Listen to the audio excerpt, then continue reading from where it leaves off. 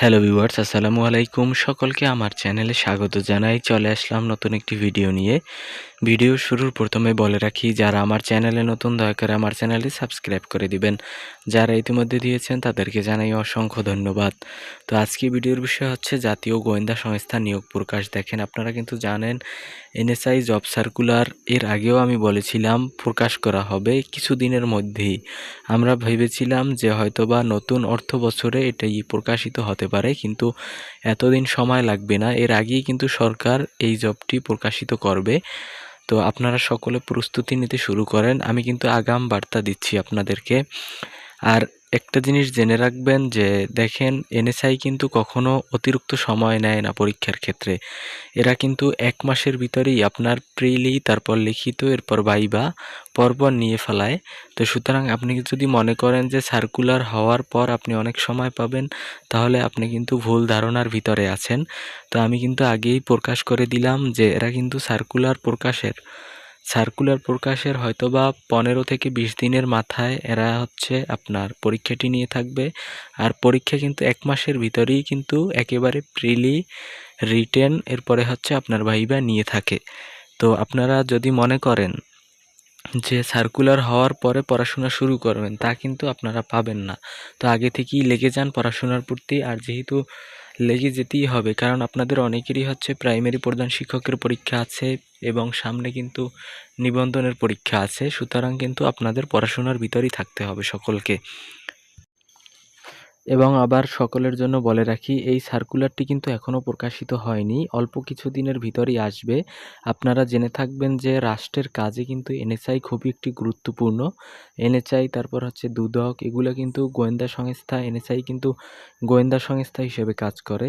তো এগুলো কিন্তু রাষ্ট্রের জন্য খুবই আপনার প্রয়োজন। তো এজন্যই কিন্তু এরা তড়িঘড়ি করে আপনাদের নিয়োগ সার্কুলারটি প্রকাশ করবে খুবই দ্রুত। কিন্তু এখনও বলছি, এটা কিন্তু প্রকাশিত হয়নি। এবং বলে রাখি, এটা কিন্তু অল্প কিছু দিনের ভিতরেই প্রকাশিত হবে।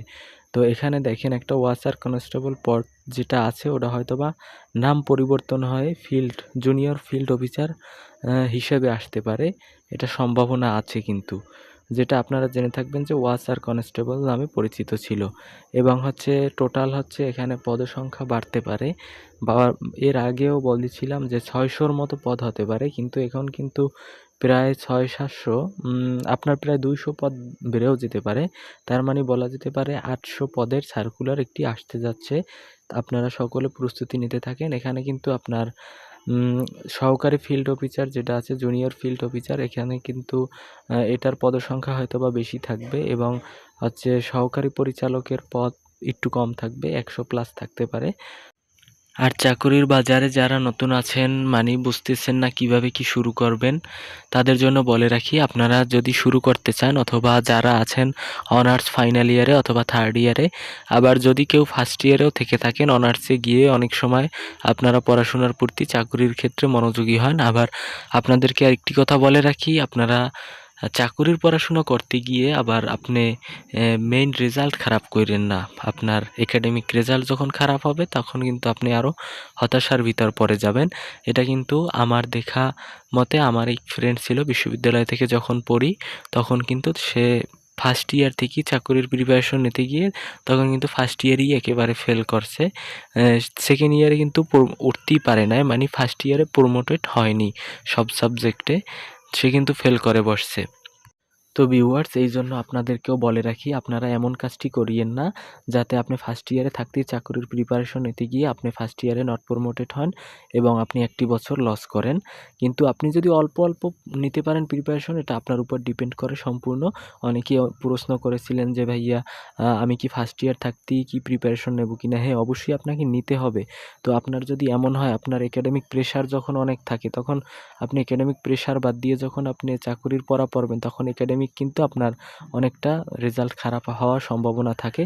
তো আগে হচ্ছে মেইন হচ্ছে রেজাল্ট। আপনার একাডেমিক রেজাল্ট না থাকলে কিন্তু আপনি অনেক চাকরির ক্ষেত্রেই আবেদন করতে পারবেন না। তো সুতরাং আপনি আগে একাডেমিক দিকে ফোকাস রেখে এর পাশাপাশি যদি আপনি প্রিপারেশন নিতে থাকেন, এবং প্রিপারেশনটা কেমন হওয়া উচিত, সর্বপ্রথম আপনাদের প্রতি রিকোয়েস্ট থাকবে আমার, আপনারা যদি পুরনো বিগত সালের একটি বিসিএস ব্যাংক প্রথমত একটি ক্রয় করবেন, ক্রয় করে বিসিএস এর প্রশ্নগুলো সমাধান করবেন আগে।